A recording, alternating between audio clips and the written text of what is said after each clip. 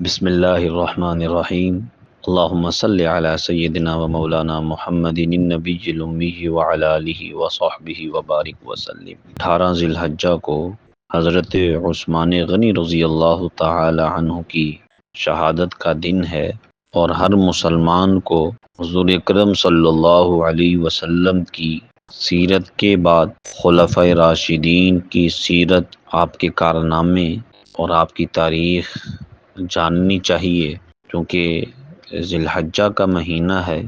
تو حضرت عثمان غنی رضی اللہ تعالی عنہ کی سیرت اور آپ کے ابتدائی حالات۔ حضرت عثمان غنی رضی اللہ تعالی عنہ، آپ کی ولادت باسعادت 577 عیسوی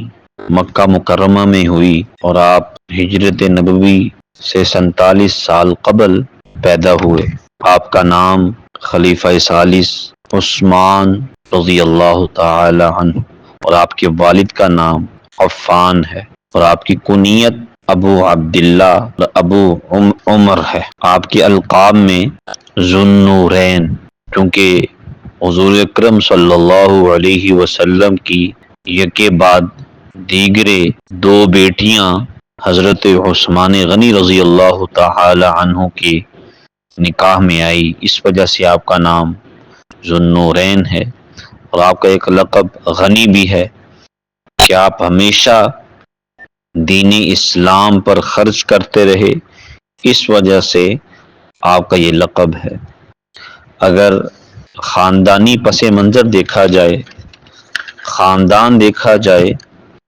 تو حضرت عثمان غنی رضی اللہ تعالی عنہ کی پشت سے 5ویں پشت حضور اکرم صلی اللہ علیہ وسلم کی پشت جا کے ملتی ہے۔ وہ سلسلہ نسب اس طرح ہے: عثمان بن عفان بن ابی العاص بن امیہ بن عبد شمس اور بن عبد مناف۔ عبد مناف پر جا کر حضرت عثمان اور حضور صلی اللہ علیہ وسلم کا خاندان ملتا ہے۔ اس طرح یہ 5ویں پشت ہے۔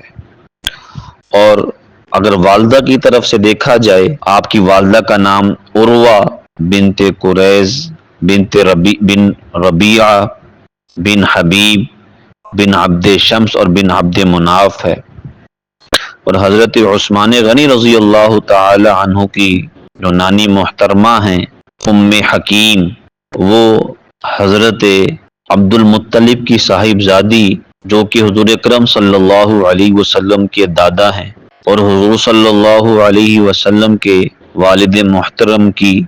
بہن ہے، یعنی حضور صلی اللہ علیہ وسلم کی جو پھپھی ہیں وہ حضرت عثمان غنی رضی اللہ تعالی عنہ کی نانی ہیں۔ والدہ کے لحاظ سے دیکھا جائے تو آپ حضرت عثمان حضور صلی اللہ علیہ وسلم کے بھانجے ہیں، اور یہ تو سلسلہ نسب اور خاندان کے لحاظ سے اگر قریش کا قبیلہ آپ کے سامنے ہو، مکہ کے حالات آپ کے سامنے ہوں، تو خاندانی لحاظ سے اللہ نے سب سے زیادہ قبیلہ قریش کو عزت دی تھی۔ پھر قبیلہ قریش میں بنو ہاشم جس شاخ سے ہیں، اس کا مقام و مرتبہ سب سے بلند تھا، اور بنو ہاشم کے بعد سب سے زیادہ عزت بنو امیہ کی تھی، اور آپ خاندانی لحاظ سے بنو امیہ میں سے تھے۔ اور اگر آپ کی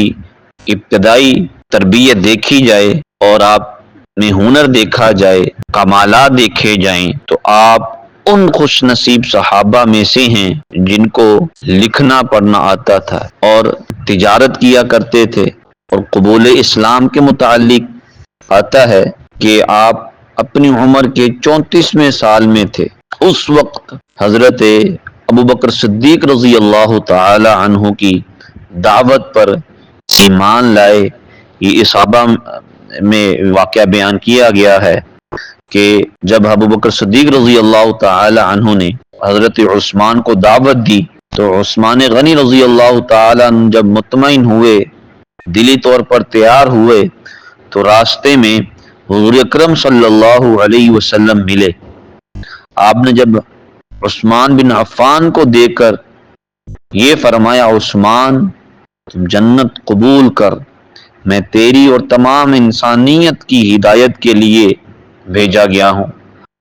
تو حضرت عثمان رضی اللہ تعالی عنہ نے جیسے ہی سنا تو آپ نے فوراً کلمہ پڑھا، دار اسلام میں داخل ہوئے۔